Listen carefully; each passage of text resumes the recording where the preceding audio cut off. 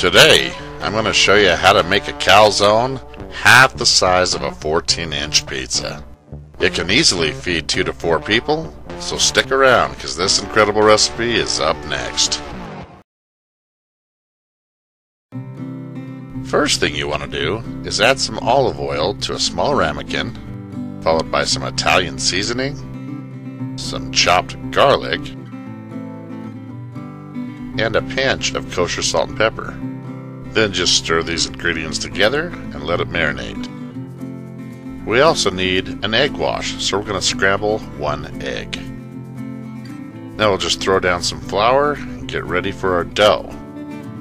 Now I just used my pizza dough recipe, and if you don't have this recipe yet, you should. I'll leave a link at the end of this video and in the description below. And I like to roll it with the roller until it's fairly round and flat. Unlike a pizza, you don't want the outside ring on your dough to be puffy. I even like to throw it around the room a few times. And as you can see, it isn't perfect, but we can work with it. You want the thickness to be something like this all the way through. And here I've got a 14-inch pan. You can see we're about the same size. I'm just going to take a big old scoop of ricotta cheese, and on one side I'm going to spread a real nice even layer. It's really up to you how much you want to add, but you want to make sure you season it with a pinch of kosher salt and pepper. Now for this recipe I'm going to add some thinly sliced ham. If you don't want to use meat, spinach is a good alternative. Then you want to cover with mozzarella cheese. Again, add as much as you want. Just don't add so much that you can't close this thing when you're done.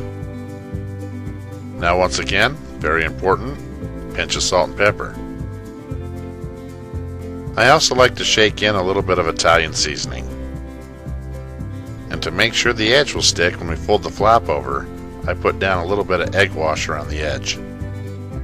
Then I fold the pizza dough in half, cover it completely over, make it the same shape, and then using my fingers I apply pressure around the edge to make sure it sticks.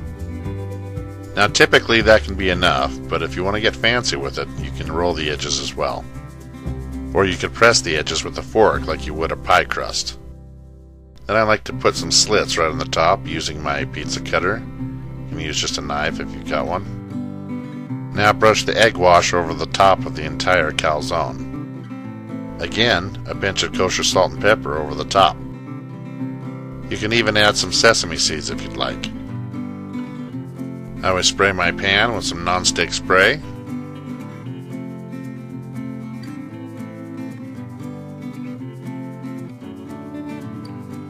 Then carefully lift and place it on the pan. I'm going to place this in a preheated oven to 475 degrees Fahrenheit for 7 to 10 minutes. In the meantime, I'm going to chop some fresh parsley and grate some fresh Parmesan. And by now, our calzone should be done. But not finished. You want to brush in that little olive oil mix we made at the beginning, cover the whole top, sprinkle on the grated Parmesan, and the fresh chopped parsley. And that, my friends, is one fine looking calzone. If you like this video, don't forget to give me a thumbs up and subscribe to my channel. Also ring the little bell for notifications. Now let's see what we ended up with. Not too shabby. And there you have it. Ham and cheese calzone right here in the Poor Man's Gourmet Kitchen.